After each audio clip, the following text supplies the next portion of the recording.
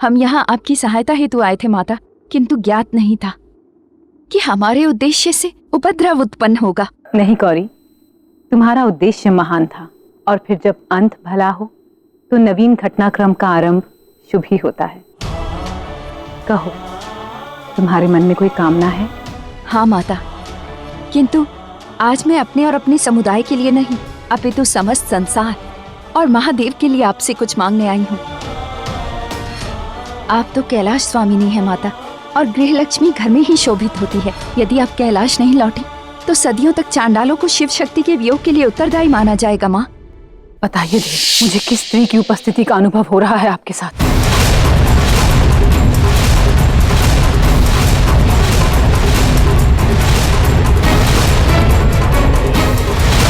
गंगा? अब मेरा विश्वास पुनः प्राप्त करने के लिए आपको गंगा के विरुद्ध मेरा चयन करना होगा, तभी मैं कैलाश लौटूंगी। मैं संसार के कण कण में निहित हूँ गौरी, हर घर में विचरण करती हूँ।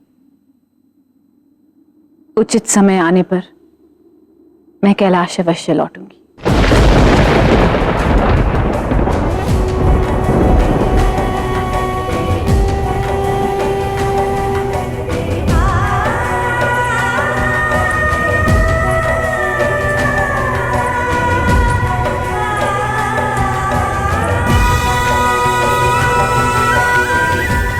मेरे भक्तों की ये कामना आप ही के द्वारा पूर्ण होगी, क्योंकि उन्होंने कामना आपके लिए ही की है।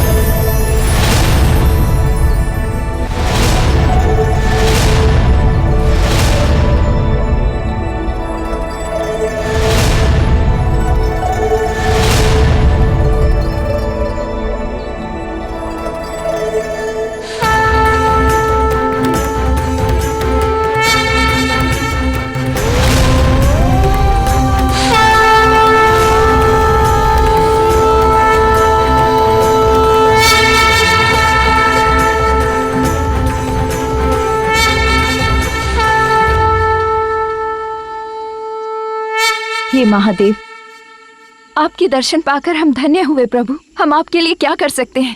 गौरी, मेरी और पार्वती की ओर से मैं तुम सबको धन्यवाद कहने आया। किंतु हमने तो ऐसा कुछ भी नहीं किया प्रभु। यही तो तुम्हारे विचारों की सुंदरता है। तुम्हारी विचारधारा ये सिद्ध करती है कि कोई भी अपनी जाति से नहीं, अपने कर्मों और विचारों से श्रेष्ठ या निम्न होता है। तुम चाहती तो बड़ी सरलता से देवी पार्वती को उनके वचन का स्मरण दिलाकर उन्हें सदा के लिए अपने पास रोक सकती थी, किंतु तुमने ऐसा नहीं किया। तुमने मेरे और इस संसार के हित में सोचा। जब गौरी पर संकट आया तो परिणाम की चिंता किए बिना तुम उनके पास चली गई। भक्तों की यही भक्ति भगवान को श्रेष्ठता की अनुभूति दिलाती। क्या आप सब अपने हाथों की मिट्टी मेरे हाथ में रख सकती हैं?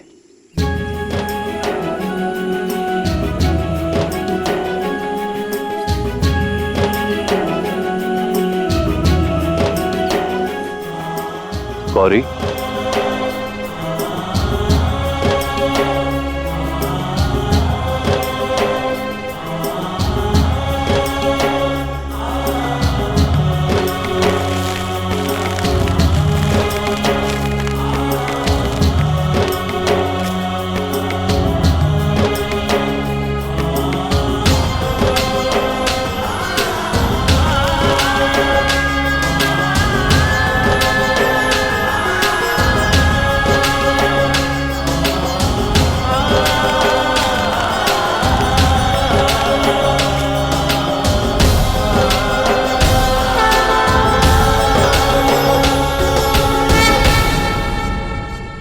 निस्वार्थ भाव से किया कर्म और सेवा भाव देवताओं के लक्षण है।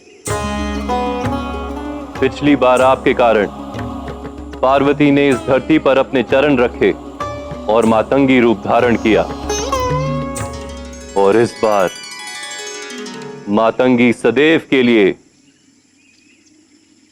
आपके साथ रहेंगी।